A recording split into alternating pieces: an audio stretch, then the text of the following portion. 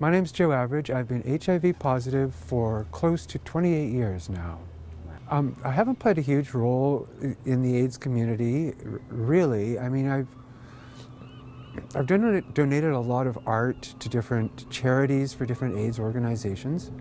And at the very beginning of the whole HIV thing for me, I noticed that people that were really immersing themselves into the fact that they were HIV and everything was about HIV, those are the people that seemed to be dying off quick, and I didn't want my brain to have HIV on it all the time. So I made a conscious decision to sort of play ignorant to what was going on, let my doctors do what they needed to do, but just live my life as normally as possible. And I really think that it served me well. When I was first diagnosed, I asked my doctor, okay, what kind of time are we looking at here? And he said, we don't really know. You could have 6 months, you could have a year. With the thought of only having 6 months left to live, I thought, well, do I want to spend that, standing in unemployment lines or having welfare interviews and stuff? So I challenged myself to live off my art. And I had little shows in my apartment and did okay, Each piece of art was priced the same amount as my rent, which was like $200. And, so if I sold one piece, my rent was covered. The biggest challenges have been, well, there's psychological challenges, when your help yourselves get really low and they tell you to get your affairs in order. You panic a little bit, but then you kind of pull yourself back together and you get better, right?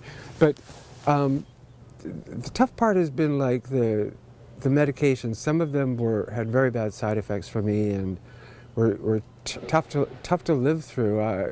Like injecting myself with T20 into body fat, which I don't have. I have lipoatrophy and starting to look like a skeleton, and that depressed me. And then I decided to start documenting the changes in my body and turning that into art. And I made a great film with Jamie Griffiths. She had been documenting me for years because I didn't have a camera, and I trusted her as a photographer. And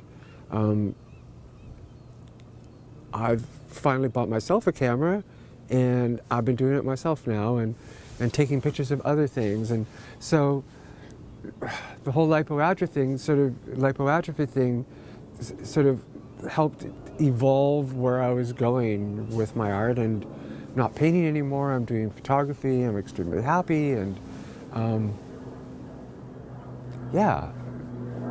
it sort of made me become the artist and to not be afraid of.